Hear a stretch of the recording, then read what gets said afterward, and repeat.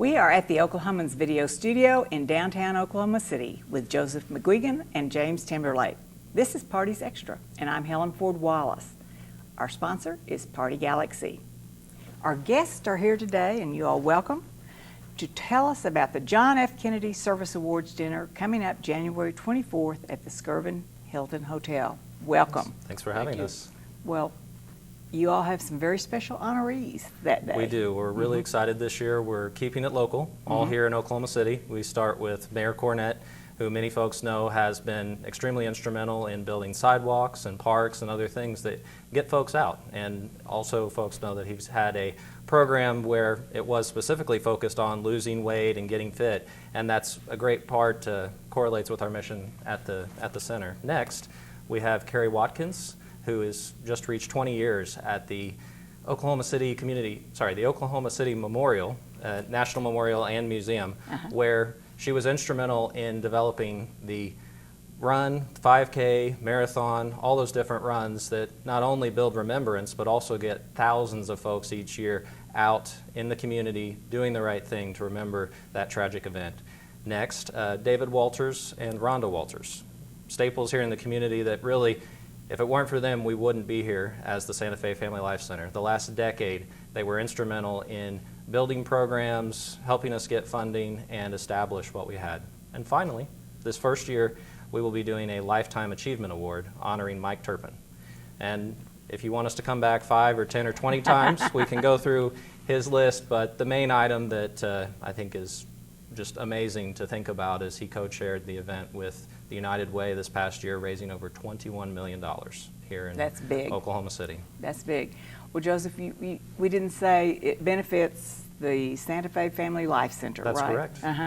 And are there 4 honorees? 4 honorees. 5, David and Rhonda together. And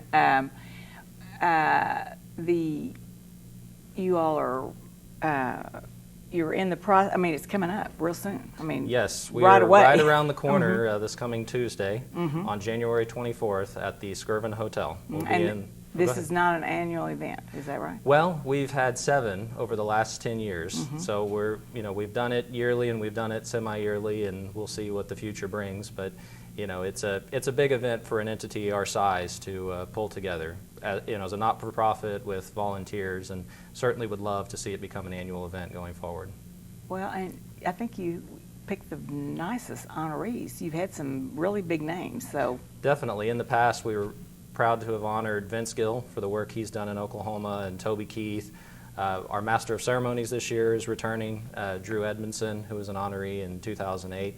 And so many folks that have done both charitable things and gotten folks out in the environment, out in the neighborhoods and everywhere, being fit, focusing on health and well-being. Well, who are the hosts? So tell us about that. Yeah, so the John F. Kennedy Community Service Awards benefits the Santa Fe Family Life Center. We are a nonprofit health and wellness center here in Oklahoma City, a 55,000 square foot facility. We have 4 indoor basketball courts, 2 indoor tennis, 2 outdoor tennis, swimming pool, weights, cardio, group exercise. And just the sheer amount of space enables us to carry out our mission. And our mission is to serve people with disabilities as well as disadvantaged youth to get them active and healthy and promote health and wellness. That's awesome. Well, you've got some wheelchair things. Absolutely. Tell us about that. Up on the horizon, as we try to grow our mission, is expanding into adaptive sports. And so adaptive sports are sports where either the rules or the equipment have been modified to meet the needs of the participants, specifically for people with disabilities. So for example, in wheelchair basketball, you can pick the ball up and take kind of 2 pumps on the chair before you have to pass, dribble, or shoot.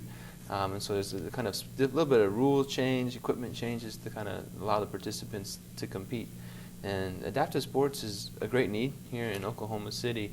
There's a few really wonderful events at the Endeavor Games at UCO, and the Bowhouse Foundation does some wonderful things as well. But there's a significant need for year-round adaptive sports programming, and the Santa Fe Center is our mission to fulfill that need. Definitely.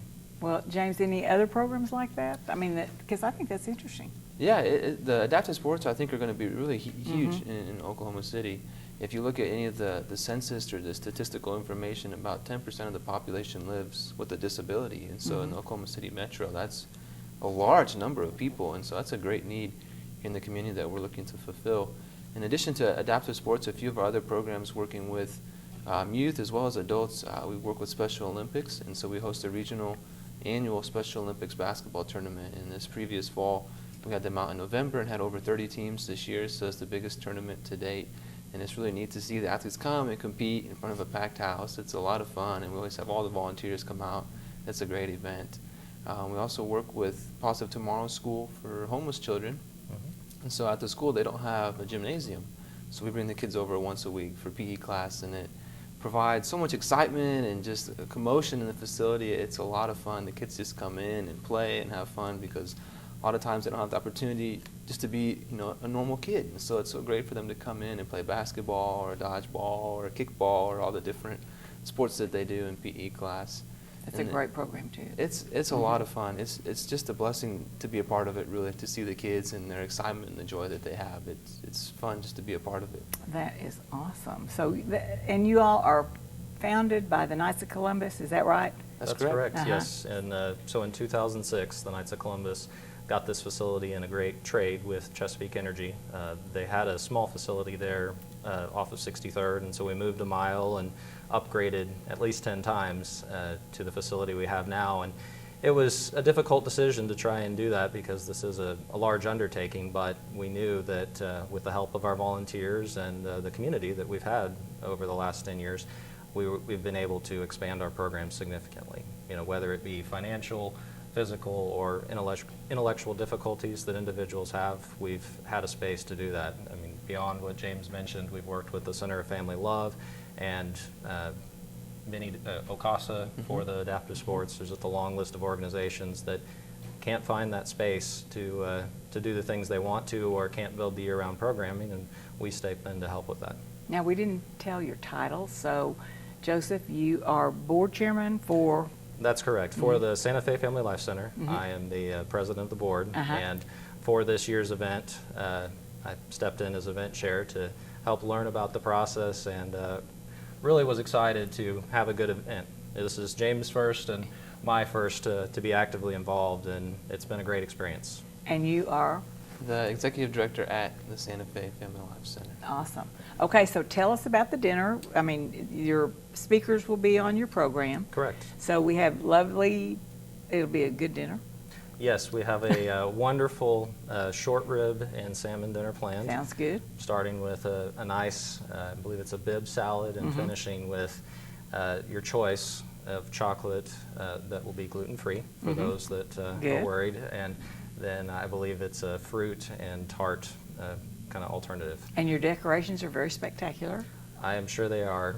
Sharon Pocklington is helping us with those and has done wonderful things for our dinners in the past. Be very elegant, it sounds like. Yes. So, and how many people do you expect? We expect approximately 300 folks this year. We've got a great list of sponsors that have arranged to come, and as always with these events, not all of them are there, so we've got a bunch of folks from the community coming in to support us as well. So, do you have a lot of volunteers? Do you all work with a lot of volunteers for this event?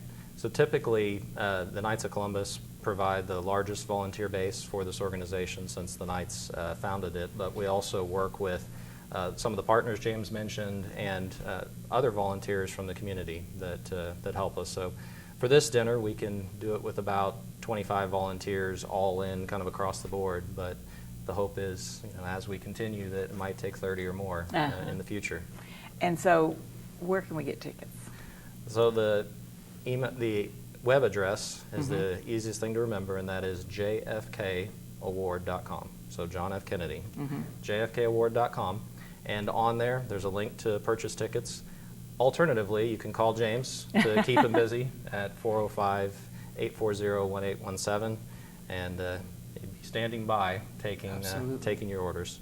Well, and do you have a lot of sponsors? We do. We've this year's dinner is presented by the Chickasaw Nation. They're returning as a sponsor, so we're very excited to have them again as a presenting sponsor, but also names you've probably heard from around town: American Fidelity, AOGC, the Association of General Contractors,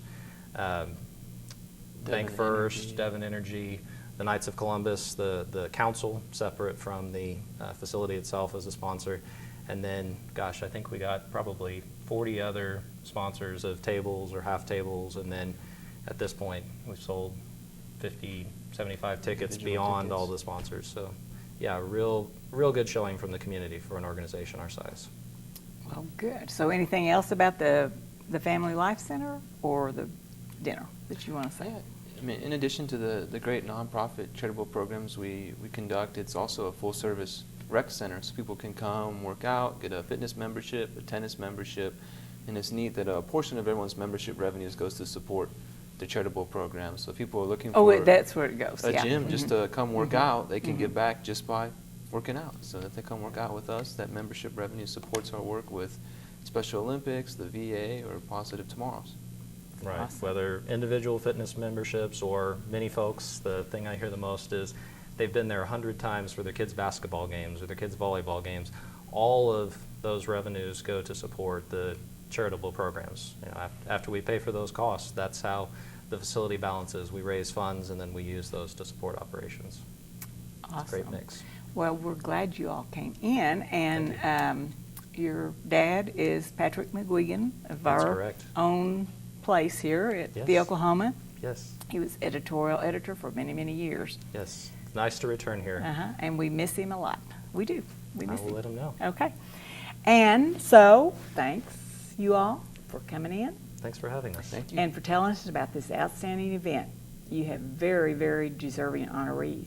I know it will be a great time We're for very excited. everyone. Thanks again. Thank Thank you.